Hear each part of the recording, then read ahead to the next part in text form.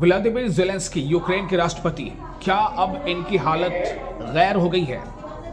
जब अमेरिका का ये फैसला सामने आ गया है कि अमेरिका अब किसी भी तरह की सैन्य सहायता यूक्रेन को नहीं देगा, बल्कि यहाँ तक की बात इस तरह से कही जा रही है कि यूक्रेन के जो राष्ट्रपति है व्लादिमीर ज़ेलेंस्की, उनके बारे में कहने का ये तासुर दिया जा रहा है कि युद्ध के लिए जिम्मेदार भी वही है।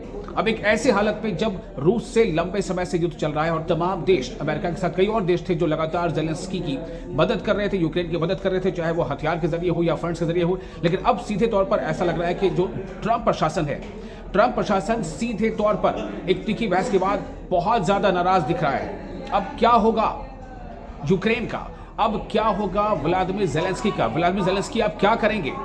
कौन बनेगा ज़ेलेंस्की का सहारा? क्या ज़ेलेंस्की इसी तरह बेसहारा रहेंगे?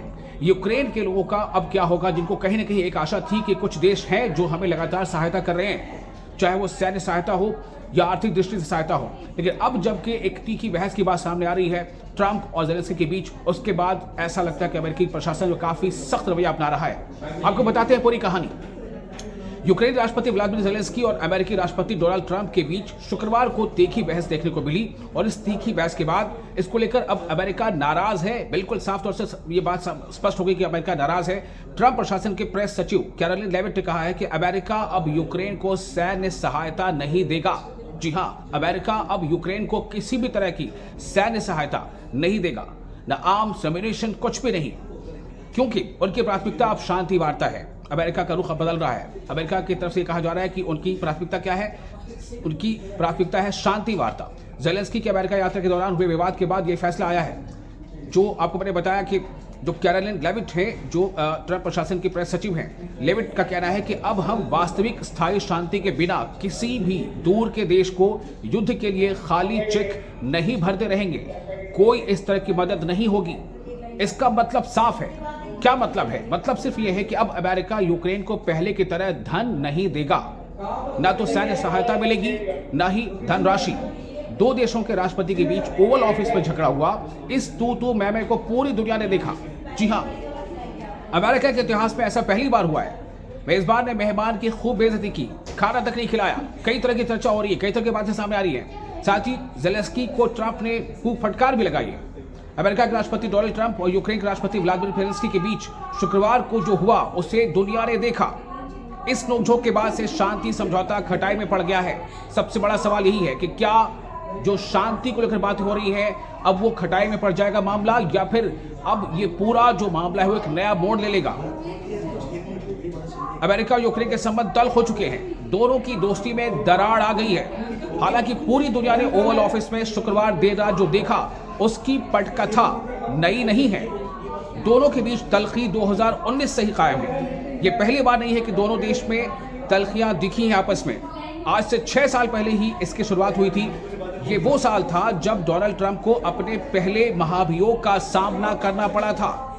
आपको बताते हो पूरी कहानी क्या है।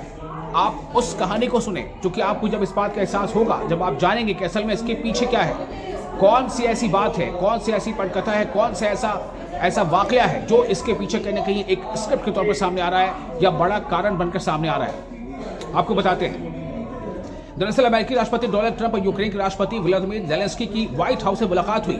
इस दौरान ट्रंप, उपराष्ट्रपति जेडी वेंस और ज़ेलेंस्की के बीच तीखी बहस हुई। वेंस ने ज़ेलेंस्की पर अमेरिका का अपमान करने का आरोप लगाया। जी हां, वेंस ने ज़ेलेंस्की पर अमेरिका का अपमान करने का आरोप लगाया। तो ट्रंप ने यूक्रेन राष्ट्रपति को कई बार टोका और फटकार लगाई। इसके बाद नाराज ज़ेलेंस्की तेज कदमों से बाहर निकलते दिखे। ये तो हुई हाल की बात, अब पुरानी बात जानते हैं। दोनों के रिश्ते जुलाई 2019 में ही बिगड़ गए थे। आपको पूरी बात बताते हैं। बात दरअसल ये है कि बात इसलिए बिगड़ गई थी कि डोनाल्ड ट्रंप ने ज़ेलेंस्की को एक फोन कॉल किया था। बहुत ज्यादा इस पर चर्चा हो रही है, अमेरिका और यूक्रेन के बीच के हालात पर। क्या था इतिहास और अब क्या है समय में, इस समय में प्रेजेंट सिचुएशन क्या है। कहानी उसे एक फोन कॉल की है, बताया ये जा रहा है। चर्चा इस बात की है कि कहीं ना कहीं इस सब के पीछे जो कारण है वो उस फोन कॉल की बात है जब डोनाल्ड ट्रंप पिछली बार जो है राष्ट्रपति थे। डोनाल्ड ट्रंप ने ज़ेलेंस्की से पूर्व राष्ट्रपति जो बाइडेन और उनके बेटे हंटर के खिलाफ संभावित भ्रष्टाचार की जांच करने के लिए कहा था। तब बाइडेन 2020 के चुनाव में ट्रंप के खिलाफ डेमोक्रेटिक पार्टी के सबसे दमदार उम्मीदवार थे। जी हां, तब ट्रंप और बाइडेन के बीच का मुकाबला की बात आ रही थी।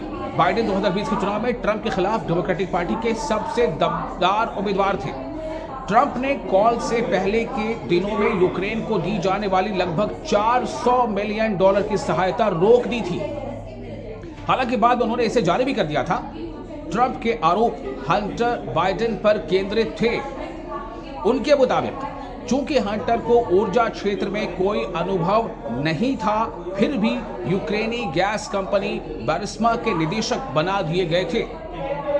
उस समय जो बाइडेन उपराष्ट्रपति के तौर पर यूक्रेन से डील कर रहे थे। जी हां, उस समय जो बाइडेन उपराष्ट्रपति के तौर पर यूक्रेन से डील कर रहे थे। तो यह माना जा रहा है कि कहीं ना कहीं जो मौजूदा हालात हैं उसके पीछे जो अगर एक बड़ा कारण है तो वो उस पुरानी घटना को याद दिलाया जा रहा है जो आज से 6 साल पहले का वाकया था। लेकिन सबसे बड़ी बात अब यह है कि जो यूक्रेन जिस अमेरिका की मदद के साथ, जिस अमेरिका की उम्मीद पर और जिस अमेरिका के सहारे, और इसीलिए चूंकि अमेरिका यूक्रेन की मदद कर रहा था तो और भी कई देश थे, खासतौर से जो नाटो के देश थे, वो यूक्रेन के पीछे खड़े थे। लेकिन अब जो मौजूदा स्थिति है, अमेरिका ने साफ तौर से कह दिया है कि शांति हमारी प्राथमिकता है और अब हम यूक्रेन को किसी भी सूरत में ना तो सैन्य सहायता देंगे और ना ही कोई धन राशि दी जाएगी। अब सबसे बड़ा सवाल, क्या यूक्रेन यूं ही बेसहारा रहेगा या उसका कोई सहारा बनेगा? अगर बनेगा तो कौन?